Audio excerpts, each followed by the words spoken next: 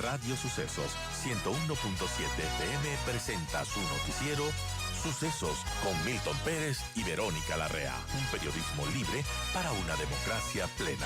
Los hechos y las opiniones de los sucesos que marcan nuestro tiempo.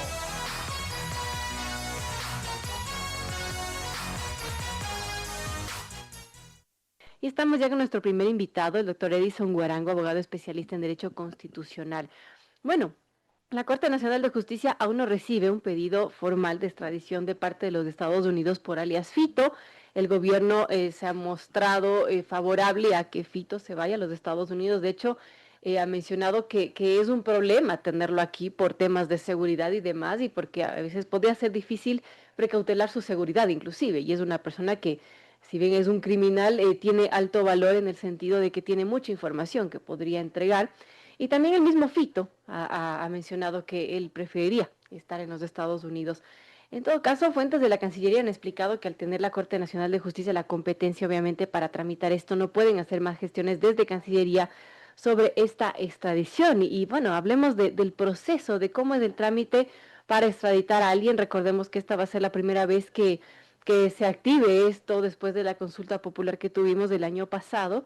Y bueno, ¿cómo funciona legalmente? Bienvenido, doctor Edison Guarango, gracias por acompañarnos. En primera instancia, muy buenos días, Verónica. Un verdadero gusto estar en su programa. Para efectos de que los radioescuchas comprendan lo que es esto de extradición, quisiera iniciar con lo que es un concepto de extradición, ¿no? Tenemos que la extradición es un procedimiento, ante todo, a pesar de que influye el derecho interno de cada uno de los estados, es un procedimiento de derecho internacional. ¿Qué implica esto?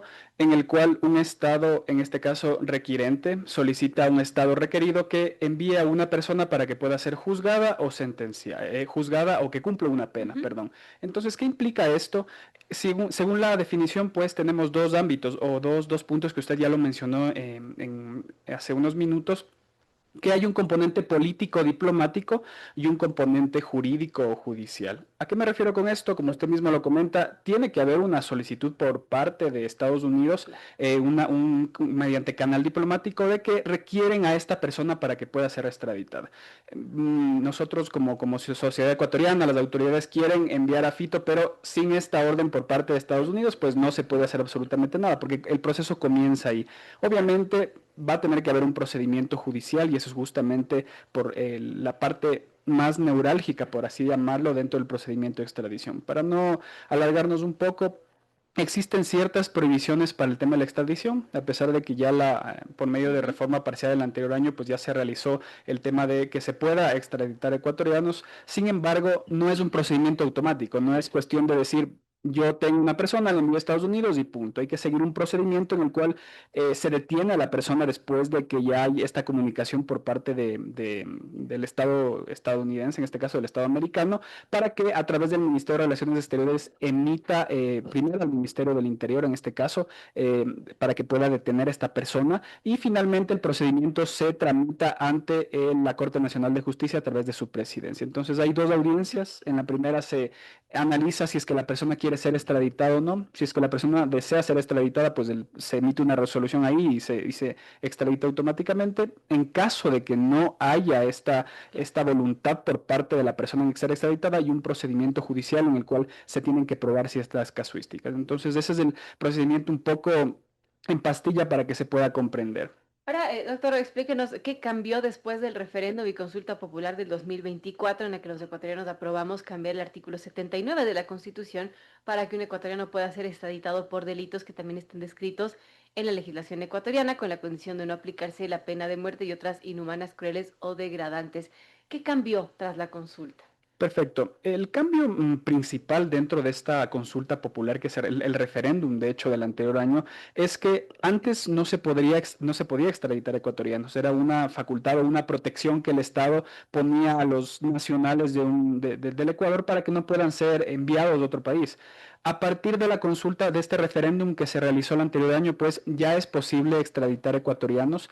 Eso implica, obviamente, que tiene que respetarse justamente estas garantías que usted mencionó y es algo muy importante, que tiene que, por ejemplo, existir un tratado de extradición o un tratado bilateral. Por ejemplo, con Estados Unidos tenemos dos tratados, el tratado de 1879 y el de 1932. Tenemos dos tratados internacionales que permiten esto. Entonces también hay que dar garantías de que la persona al país a donde va a ser extraditado no sufra penas por tratos crueles, inhumanos y degradantes o pena de muerte, por ejemplo. Entonces, esto ya estaba dentro de la reforma parcial.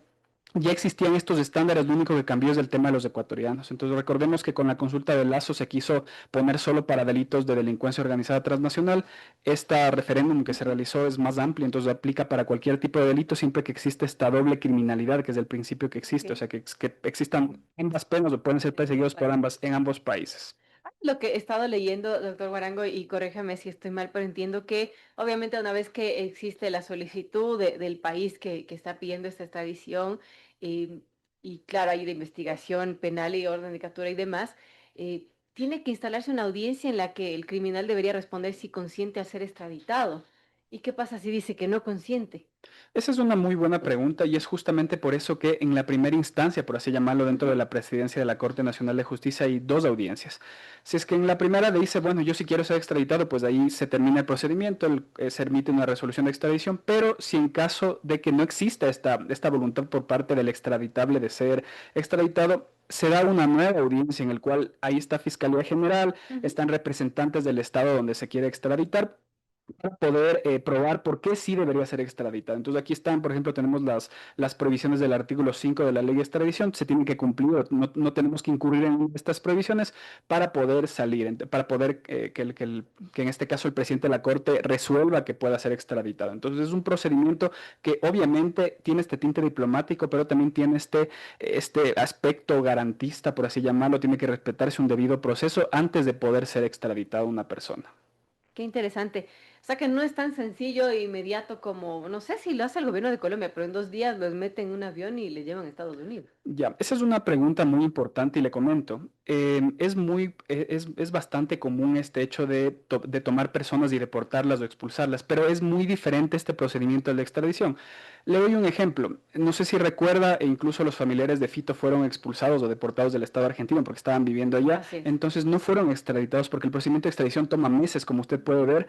Lo que hicieron es, bueno, no son argentinos estas personas, o en este caso acá, si es que una persona no es ecuatoriana, pues el camino más fácil que tiene el Estado es mejor deportar o expulsar, que esto se hace de la noche a la mañana y con eso evitamos este procedimiento. Como pueden ver, para un ecuatoriano va a ser necesariamente seguir este camino de extradición porque yo como ecuatoriano tengo derecho a estar en el país, entrar y permanecer en él. No me Pues, pueden expulsar sin ninguna causa legal. con todo esto, ¿cuánto tiempo podría tomar este proceso de extradición de alias Fito? Dependemos, como usted mismo lo comentó al inicio, de la voluntad del gobierno estadounidense para que pueda emitir esta carta Caso y ahí. hipotético que ya se tenga el pedido de los Estados Unidos. Perfecto. Seguramente si es que hay una defensa hasta el final, podremos hablar de unos 2, 3 meses, porque tenemos que tener en cuenta que hay dos audiencias, puede haber apelación, entonces es un procedimiento que puede tomar. Yo estuve leyendo una noticia reciente que acerca de que el gobierno prometió que la extradición se haría hasta diciembre. Yo creería que los tiempos irán siempre y cuando el gobierno estadounidense pueda emitir esta carta vía canal diplomático cumpliendo los requisitos para que pueda proseguir este trámite. Bueno, importante. Ahora he escuchado declaraciones bueno, otros expertos que mencionan que para que un ecuatoriano pueda ser extraditado, primero debería cumplir su pena en el Ecuador. Y, por ejemplo, alias Fito tiene aún 23 años para cumplir su pena, su condena. Y bueno, después de eso tendría que ser extraditado. ¿Cómo ve eso que mencionan ciertos expertos?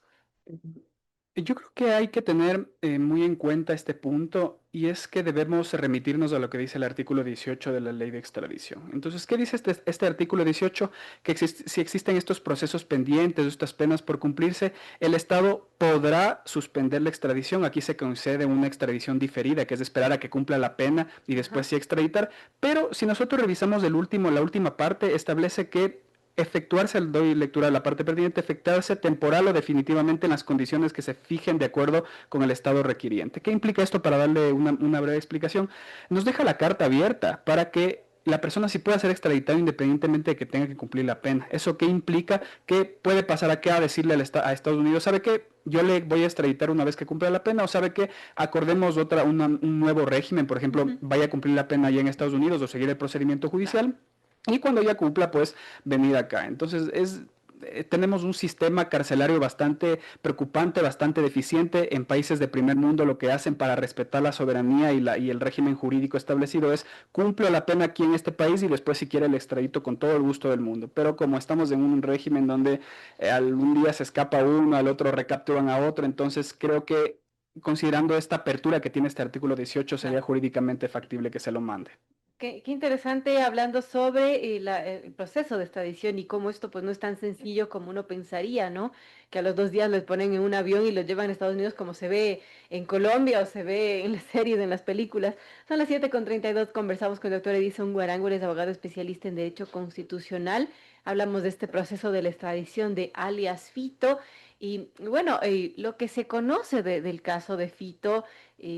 Ya una juez de la Corte Federal de Brooklyn en abril de 2025 imputó a 7 cargos a alias Fito por conspiración para la distribución internacional de cocaína, contrabando de armas de fuego, conspiración para la compra fraudulenta de armas, uso de armas de fuego para el tráfico de drogas y 3 casos de tráfico de cocaína entre noviembre del 2024 y febrero del 2025. Esto podría implicar una condena de 10 años de prisión, pero podría escalar incluso a una cadena perpetua. ¿Cómo vemos esos cargos que están en los Estados Unidos versus lo que está aquí? Creo que este es un punto importante para recordar un asunto fundamental y esto podría ser incluso utilizado por la defensa de Fito. Em, una de las provisiones por el tema de extradición es que los delitos por el cual se le está imputando en estado extranjero puedan ser juzgados en Ecuador. Claro. Entonces, aquí es algo muy importante. Habría que ver cómo estructura la defensa, por ejemplo, los representantes de Estados Unidos en la respectiva audiencia, para decir que, por ejemplo, el delito en este caso, de tráfico internacional de sustancias estupefacientes o el de tráfico de armas, no debería ser juzgado en Ecuador, porque si yo transgredo esta norma de que, por ejemplo, puedo probar que podría haber sido juzgado acá, porque tenemos que tener en cuenta que estos delitos transnacionales, pues a veces se cometen en un país, se culminan o se consuman en otro, entonces son bastante complejos y dejan abierta esta posibilidad para que, por ejemplo, la defensa pueda establecer esto. Entonces, existen ya cargos por parte de jueces del New York, sin embargo, no es suficiente eso. Tenemos, como le comentaba al inicio, que esperar a que haya un comunicado diplomático, un comunicado político diplomático para seguir, pero existen estos puntos en los cuales podríamos afirmar que la extradición no va a ser tan fácil, creo yo, principalmente porque esta persona seguramente puede contratar abogados de alto nivel, No, de ya hecho se ya lo los vio. tiene. Efectivamente, en Estados Unidos los Así tiene, es. acá habría que ver quién le va a defender en el procedimiento de extradición. Entonces son puntos muy espinosos por los cuales va a tener que surgir o va a tener que atravesar el Estado ecuatoriano para poder llegar a una eventual extradición. Ahora, por ejemplo, lo que se le acusa aquí y por lo que tiene una condena de 34 años de prisión es por delitos relacionados con el tráfico de drogas, delincuencia organizada y asesinato. Claro, sí difiere de los cargos que están en los Estados Unidos. Exactamente. Y hay que tener en cuenta que la prohibición de extradición se refiere a el delito en específico, no importa si hay otro tipo de delitos. Y este es otro, por ejemplo, en caso de que le den una extradición, supongamos, el Estados Unidos pide la extradición a Fito por tráfico ilegal de sustancias estupefacientes, solo por ese. Y resulta que después quiere juzgarle por no sé, un tercer delito, delincuencia organizada, tráfico de armas que son diferentes, ¿no? Tiene que haber una autorización nuevamente por el Estado ecuatoriano. Entonces, este es un principio de reciprocidad que existe y del debido proceso. Yo tengo que establecer específicamente por qué delito los voy a juzgar o por qué delito va a cumplir la pena para poder cumplir con extradición. Si yo pongo terceros delitos, pues estaría incumpliendo y ese es justamente el procedimiento, la salvaguarda del debido proceso que debería existir en estos casos. Bueno, muy importante conocer sobre este proceso que es relativamente nuevo en nuestro país después de la consulta popular. Son las 7:36. Conversamos con el doctor Edison Guarango, abogado especialista en Derecho Constitucional. Ahora, a su criterio, Edison, ¿qué cambia después de la captura, la recaptura de alias Fito? ¿Cómo vemos del sistema judicial? Porque eso también vamos a abordar en este día, la posibilidad de que se declare en emergencia a la justicia ecuatoriana, que bueno, vemos cómo la policía todos los días, los militares también se quejan que hacen su trabajo, pero que al siguiente día los jueces liberan a los delincuentes.